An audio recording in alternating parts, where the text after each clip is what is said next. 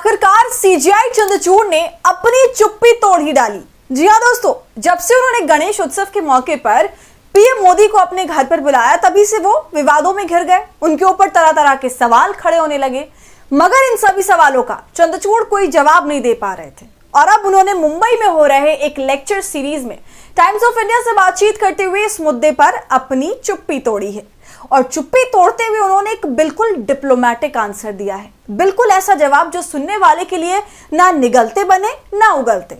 और उनके बयान से ऐसा भी प्राप्त हो रहा है कि वो प्रधानमंत्री नरेंद्र मोदी को खुले में सपोर्ट कर रहे हैं। राजनेताओं के साथ उठने बैठने का असर देखिए कि पूरी की पूरी राजनीति ही जस्टिस चंद्रचूड़ को चढ़ गई है। पहले तो ये चीफ जस्टिस ऑफ इंडिया हैं और इस ओहदे पर होने के बावजूद इन्होंने आचार संहिता की धज्जियां उड़ाई। और अब फिर जब देखा कि उन्हें लाइमलाइट के साथ लोगों की आलोचना भी मिल रही है और मुद्दा कहीं से भी खत्म नहीं हो रहा, तो ये कहने लगे, मुझे मत सिखाओ कि मुझे क्या करना है, मुझे पता है कि मैं क्या कर रहा हूं। तो सीजीआई चंद्रचूड़ ने सफाई तो दे दी है, मगर अब वो फंस गए हैं। तो क्या कुछ कहा है चंद्रचूड़ ने, आपको वीडियो में आगे बताएंगे। और कैसे वरिष्ठ पत्रकारों से लेकर वकीलों ने उन्हें मुंह पर सुनाया है, और सिर्फ सुनाया ही नहीं बल्कि चंद्रचूड़ के फैसले के खिलाफ सुप्रीम कोर्ट में प्रस्ताव पारित भी कर दिया है। नमस्कार, आदाब, आप देख रहे खबर अड्डा और मैं हूं आपके साथ सुम्बुलीरम। दोस्तों, आप तो जानते हैं कि हरियाणा विधानसभा चुनाव को लेकर सुप्रीम कोर्ट में याचिका दाखिल की गई थी और इस याचिका को लेकर कांग्रेस ने मांग भी की थी कि इस पर जल्द से जल्द सुनवाई की जाए और 20 सीटों पर फिर से वोटिंग हो। लेकिन सीजीआई चंद्रचूड़ तो भाई नहीं माने। इसके अलावा याचिका करने वाले वकील पर जबरदस्त भड़क गए, उस पर जुर्माना लगाने की चेतावनी भी दे डाली और याचिका को सुने बिना ही खारिज कर दिया। इसी के बाद से अब बवाल खड़ा हो गया है। पब्लिक से लेकर पत्रकारों तक का यह कहना है कि ऐसा लगता है कि मानो जैसे सीजीआई चंद्रचूड़ की प्रधानमंत्री नरेंद्र मोदी से डील हो चुकी है। दोस्तों, हरियाणा विधानसभा चुनाव की याचिका, जिसके अंदर सभी तरह के सबूतों के साथ विपक्ष के गंभीर आरोप थे, उससे डीवाई चंद्रचूड़ ने देखे बिना ही खारिज कर दिया। है ना कमाल की बात। अब इसी को लेकर सवाल किया जा रहा है। आपको बता दें, अब आम लोगों और पत्रकारों के बाद वकीलों ने भी चंद्रचूड़ को घेर लिया है। उनका कहना है कि सीजीआई चंद्रचूड़ को संवैधानिक पद पर इसलिए बैठाला गया कि वो संविधान के आधार पर सॉल्यूशन निकाले, ना कि आस्था के आधार पर। इतना ही नहीं, वरिष्ठ वकील दुष्यंत दवे ने तो यहां तक कह दिया कि सीजीआई चंद्रचूड़ का पूरा कार्यकाल विफल रहा है और सीजीआई चंद्रचूड़ अपने कार्यकाल में जो भी करते हैं वो सब कुछ पब्लिसिटी के लिए करते हैं। सीजीआई चंद्रचूड़ पब्लिसिटी के भूखे हैं, इसलिए उन्होंने सुप्रीम कोर्ट को बर्बाद कर दिया है। दोस्तों, ऐसी ही कुछ मिलती जुलती बात देश के पूर्व सीजीआई मार्कंडे काटजू ने भी चंद्रचूड़ को लेकर कही है कि चंद्रचूड़ केवल लाइमलाइट में रहना पसंद करते हैं। आए दिन जब देखो उनका कोई ना कोई बयान सामने आ रहा है, वो हर तरह के निमंत्रण को स्वीकार कर लेते हैं और वहां पर भाषण देने चले जाते हैं। हालांकि वो जो भी कहते हैं वो नॉनसेंस है और असल वजह उनका कोई ना कोई सेल्फ बेनिफिट है, पहले की प्लानिंग है। खैर, अब मुख्य न्यायाधीश चंद्रचूड़ का कहना है कि उनका सीएम और पीएम से मिलना एक मजबूरी है और इस तरह की बैठकों में न्यायिक मामलों पर चर्चा नहीं की जाती।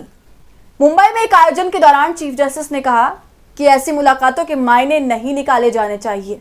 उन्होंने कहा कि राज्यों के मुख्यमंत्री और उच्च न्यायालयों के चीफ जस्टिस नियमित तौर पर मुलाकात करते हैं। आखिर लोग इन बैठकों के बारे में क्यों सोचते हैं? हमारे देश की राजनीतिक व्यवस्था की यह परिपक्वता है कि राजनीतिक वर्ग में भी न्यायपालिका का सम्मान है। न्यायपालिका का बजट सरकार देती है, लेकिन ये जजों के लिए नहीं होता। चीफ जस्टिस ने आगे कहा कि हमें कोर्ट के लिए नई इमारतों की जरूरत होती है, जिला अदालतों के जजों के लिए आवास की जरूरत होती है, इसलिए चीफ मिनिस्टर और हाई कोर्ट के चीफ जस्टिस मिलते हैं। इस दौरान चीफ जस्टिस ने कहा कि मैंने तो इलाहाबाद हाई कोर्ट में मुख्य न्यायाधीश के तौर पर काम किया है। उन्होंने कहा, चीफ जस्टिस जब नियुक्त होते हैं तो वो सीएम के आवास जाते हैं, इसके बाद चीफ मिनिस्टर मुख्य न्यायाधीश के घर आता है। इन मीटिंग्स का एजेंडा तय होता है। इसमें ये बात होती है कि आखिर जो इंफ्रा प्रोजेक्ट्स तय हैं उन पर क्या हो रहा है, कितना बजट है और क्या प्रोग्रेस है, क्या इसके लिए नहीं मिलना चाहिए। यदि ये काम लेटर्स को लिखकर किया जाए तो फिर कोई चीज कभी पूरी नहीं होगी। तो सुना आपने, डीवाई चंद्रचूड़ कह रहे हैं कि हम मिलते तो हैं मगर उस मुलाकात में किसी फैसले को लेकर चर्चा नहीं होती है।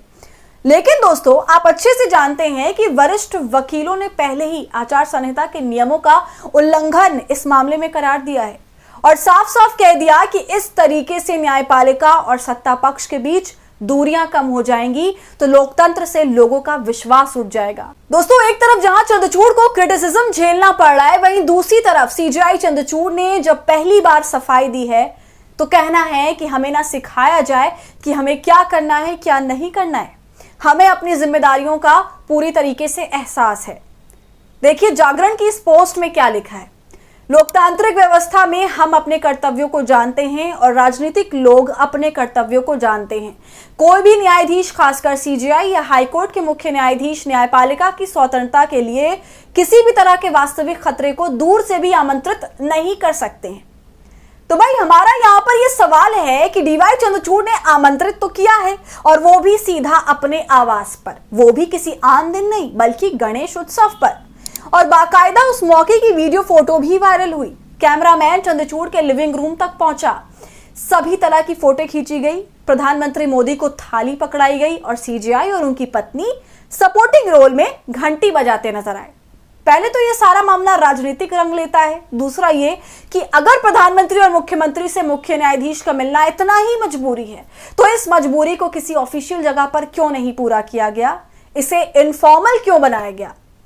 इसी सवाल के साथ दोस्तों मैं इस वीडियो को अंत करूंगी। आप इस पूरे मामले पर क्या सोचते हैं, हमें अपनी राय कमेंट सेक्शन में जरूर बताइए। वीडियो पसंद आई हो तो इसे लाइक और शेयर करें और खबर अड्डा को यूट्यूब पर सब्सक्राइब कर लीजिए।